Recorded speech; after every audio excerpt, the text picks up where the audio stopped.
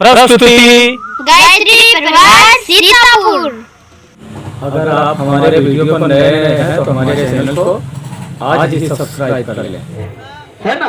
10 रुपए खाओ तो 1,80,000 हुए, 20 रुपए खाओ तो 3,60,000 बनते हैं, 40 खाओ तो 7,20,000 बनते हैं। और आदमी 80 जब शुरू करता है लगाना ना तो कितने खर्च होते हैं, तो कलम कागज उठानी पड़ेगी, फिर जोड़ना पड़ेगा। तो क्या करना है भाइयों बहनों कि व्यसन से बचाओ और सृजन में लगाओ। और पहले एक महापुरुष ने कहा था, योजनम विष्णव्यासक्तान पुरुष सत्रह मिलित्तान सर्वाण समय धनंति मानवा। हे मानो तुम व्यसनों से कोसों दूर रहो, क्योंकि प्राण घातक शत्रु है नहीं। तो वो पैसा जो अनर्गल कार्यों में हम खर्च कर रहे हैं, तो हम दांत खराब कर रहे हैं, आंत खराब कर रहे हैं, जहाँ थूकते हैं धरती मैया को गंदा कर रहे हैं, वो पैसा हम श्रेष्ठ कार्यों में नहीं लगा सकते क्या? श्रेष्ठ कार्यों में लगाओ। 5 रुपया अगर हम रोज लगाएंगे भगवान के काम में ना, तो जीवन धन्य हो जाएगा। और जोड़ लेना पूरे जीवन में तुमने कितना पैसा भगवान के कार्य में लगाया है, और वही पैसा अपने शरीर की बर्बादी में लगाना शुरू करो, तो उससे 4 गुना पैसा और बाद में इलाज कराने में आपको लग जाएगा। तो भाइयों बहनों, निवेदन है, करबद्ध प्रार्थना है कि अंशदान करो।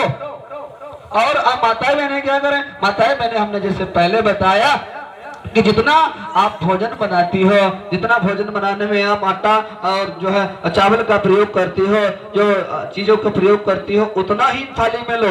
1 मुट्ठी चावल, जैसे घर में 5 सदस्य हैं, 5 सदस्य का आप रोज बनाती हो भोजन, तो उतना ही थाली में निकालो और उसमें से 1 मुट्ठी भर लो और कलश भगवान को खिला दो। पहले कलश भगवान को समर्पित कर दो, उसके बाद में हमारा नंबर ले लेना, फिर फोन करना कि महाराज जी, और आपने कहा था कि भैया आपने कहा था कि जितना रोज थाली में निकालते हो चावल उतना निकालना।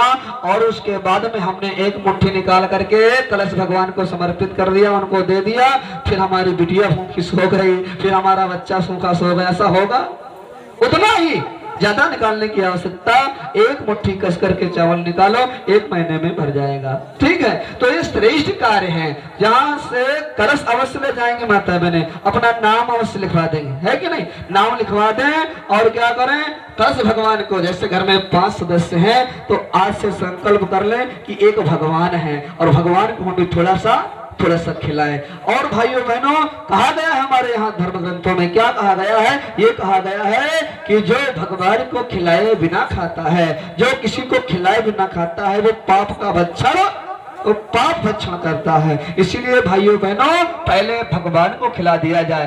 और कहा गया है, क्या कहा गया है कि जो हम भोजन ग्रहण कर लेते हैं, सीधे ग्रहण कर लेते हैं, तो क्या हो जाता है, वो हमारे लिए भूख शांत करने का एक माध्यम हो जाता है। उसने हमारे शरीर के अंदर गया, भूख शांत हो गई बस। और उसके बाद में वही भोजन हम परमात्मा को समर्पित करके ग्रहण करें तो क्या हो जाता है, वो प्रसाद बन जाता है हमारे लिए। क्या बन जाता है? प्रसाद बन जाता है। वो शरीर को भी पुष्ट करता है और आत्मा को भी पुष्ट करता है।